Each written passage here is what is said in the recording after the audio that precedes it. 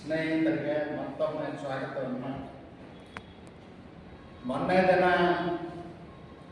ಕೃಷ್ಣಾ ಮೇಲ್ದಂಡೆ ಯೋಜನೆಯ ಮುಳುಗಡೆ ಸಂತ್ರಸ್ತರೇನು ಹೋರಾಟ ಮಾಡ್ತಾ ಇದ್ದಾರೆ ಜಿಲ್ಲಾಧಿಕಾರಿಗಳ ಕಚೇರಿ ಮುಂದೆ, ಅವರಿಗೆ ಬೆಂಬಲ ನೀಡುವಂಥ ಸಂದರ್ಭದಲ್ಲಿ ನಾನು ಹೇಳಿದ್ದೆ. ಏನು ಹೇಳಿದ್ದೆ?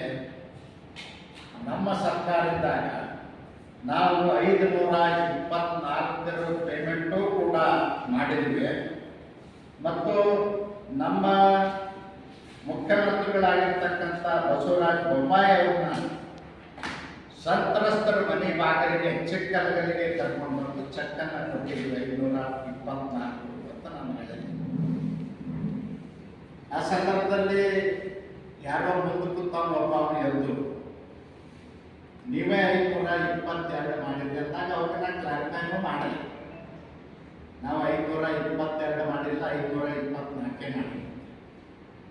ಆದರೂ ನಿನ್ನೆ ದಿನ ಕೆಲವು ನಾಯಕರು, ಕಾಂಗ್ರೆಸ್ಸಿನ ಮಿನಿ ನಾಯಕರು, ಬಸವರಾಜ ಮಿನಿ ನಾಯಕರು ಕಾರಜೋಳ ಅವರು ರಾಜೀನಾಮೆ ಕೊಡಬೇಕು ಅಂತ ಹೇಳಿ ಆಗ್ರಹ ಮಾಡಿದ್ರು ಅಂತ ಇವತ್ತು ಮಾಧ್ಯಮದಲ್ಲಿ ನಾನು ನೋಡಿದೆ. ಡೆಫಿನೆಟ್ಲಿ ನನ್ನ ಮಾತಿಗೆ ಯಾವಾಗಲೂ ನಾನು ಬದ್ಧರಿದ್ದೆ. ನನ್ನ ಜೀವನದಲ್ಲಿ 35 ವರ್ಷದ ರಾಜಕೀಯ ಜೀವನದಲ್ಲಿ ಯಾವತ್ತೂ ಕೂಡ ನಾನು ಸುಳ್ಳನ್ನು ಮಾತಾಡಿಲ್ಲ, ಮಾತಾಡೋದೂ ಇಲ್ಲ, ಮಾತಾಡೋ ಅವಶ್ಯಕತೆಯೂ ನನಗಿಲ್ಲ.